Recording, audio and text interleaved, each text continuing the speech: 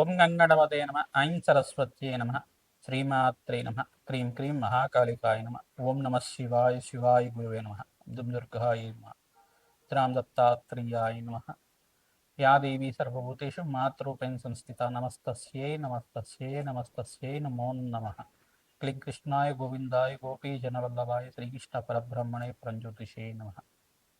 జయ గురు దత్తాత్రేయ నమ. యూట్యూబ్ ప్రేక్షకులకు అందరికీ కూడా నమస్కారం అండి. నేను పాలపర్తి గురునాథ్ శర్మ, జ్యోతిష వాస్తు సిద్ధాంతిని. మీకంతా కూడా గోచారరీత్యా గ్రహాల యొక్క స్థితిగతి, కలయిక, ఖగోళ శాస్త్రంలో గ్రహాల యొక్క ప్రభావం అంతా కూడా ఈ యొక్క గోచార చక్రవశాత్తు మీకంతా కూడా ఎటువంటి ప్రభావం చూపిస్తున్నాయి. గోచార చక్రంలో ప్రధానంగా డిసెంబర్ నెల మాస ఫలితాల్లో భాగంగా మీకంతా కూడా చూసుకుంటే ప్రధానంగా ధనస్సు రాశిలో అంతా కూడా చతుర్గ్రహ కూటమి అంతా కూడా సంభవిస్తుంది.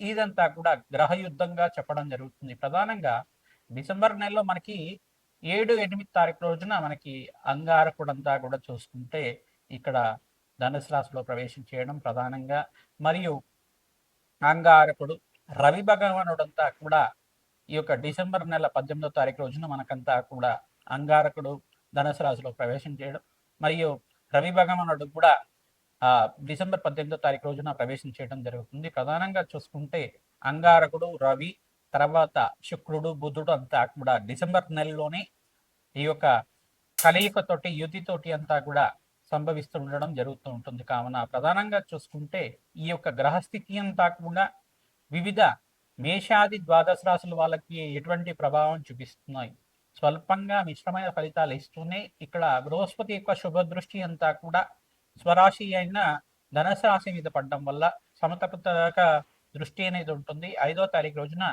ఈ యొక్క బృహస్పతి అంతా కూడా డిసెంబర్ 5వ తారీఖు రోజున నుంచి ఈ యొక్క అతిచారం నుంచి తిరోగమనంలో అంతా కూడా ఈ యొక్క మిథున రాశిలో సంచారం చేయడం, మళ్ళీ జూన్ 14వ తారీఖు దాకా అక్కడ స్థిరంగా ఉంటారు.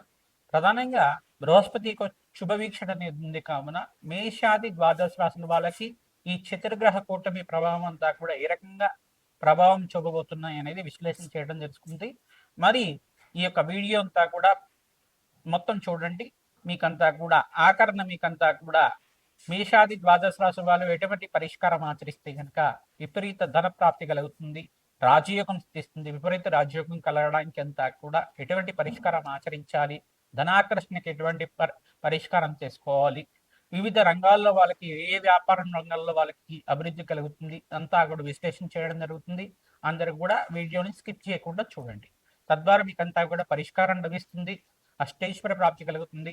దత్తాత్రేయ స్వామివారి అనుగ్రహం వల్ల మీకంతా కూడా అనంత పుణ్య ప్రాప్తి కలుగుతుంది. కావున విశేషంగా మీకంతా కూడా చెప్పడం జరుగుతుంది. ప్రతినిత్యం కూడా మీరు ఈ యొక్క నవగ్రహారాధన విశేషంగా ఆచరించాలి. మరియు నవగ్రహాలకి జపాలు, దానాలు చేసుకోవడం వల్ల గ్రహశాంతి కలుగుతుంది. మరియు యజ్ఞ హోమాది కార్యక్రమాలు ఆచరించడం వల్ల నవగ్రహ శాంతి కలుగుతుంది. ప్రతినిత్యం కూడా నవగ్రహ దేవాలయంలో ప్రదక్షిణాలు, అభిషేక హోమాది కార్యక్రమాలు ఆచరించడం వల్ల ప్రశాంతమైన జీవితం కలుగుతుంది. కావున అందరికీ విశేషంగా పరిష్కారం చెప్పడం జరుగుతుంది. ప్రతినిత్యం కూడా మీరు గోమాత సేవ చేయడం వల్ల అదృష్ట యోగం సిద్ధిస్తుంది. దత్తాత్రేయ స్వామి వారి అనుగ్రహం అంతా కూడా పరిపూర్ణంగా లభిస్తుంది. ఈ మార్గశిర మాసంలో అంతా కూడా దత్తాత్రేయ స్వామి వారి ఆరాధన చేయడం వల్ల విశేషమైన పుణ్యయోగం సిద్ధిస్తుంది.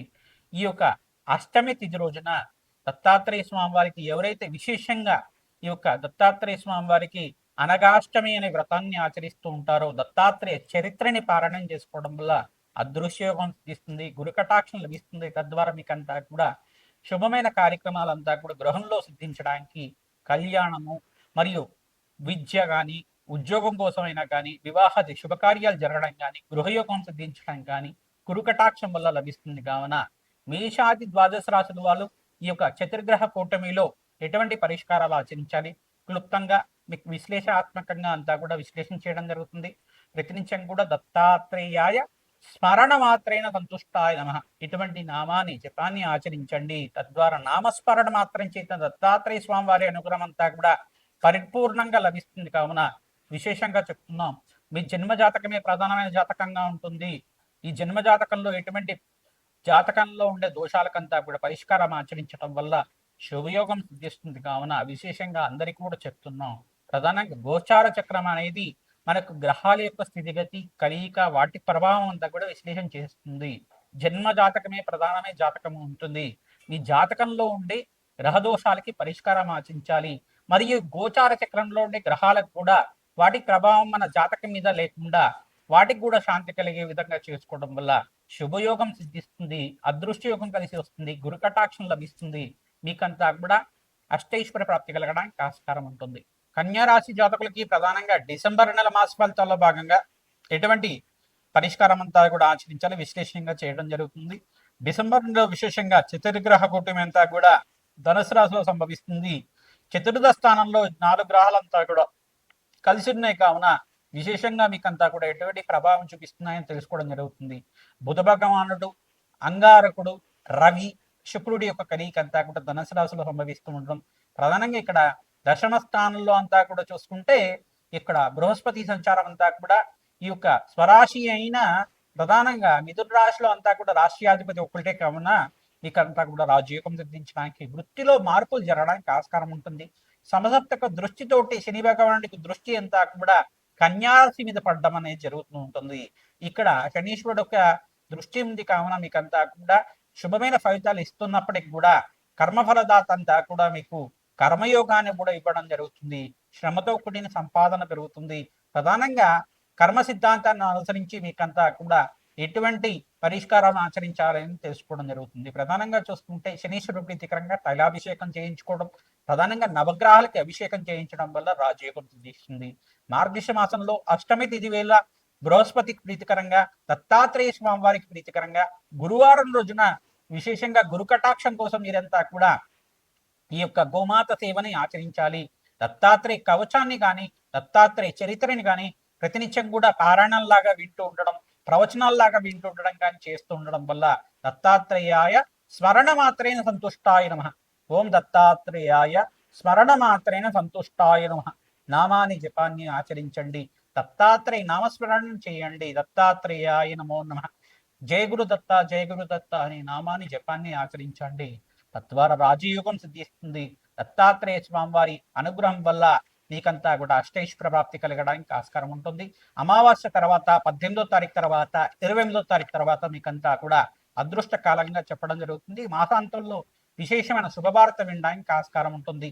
ఈ యొక్క గ్రహస్థితి అంతా కూడా చూసుకుంటే గోచార చక్రవశాత్తు చెప్పడం జరిగింది. మీ జన్మజాతకమే జన్మజాతకం అంతా కూడా ప్రధానమైన జాతకంగా ఉంటుంది. జాతకరిచ్చేటువంటి పరిష్కారాలంతా కూడా ఆచరించాలి.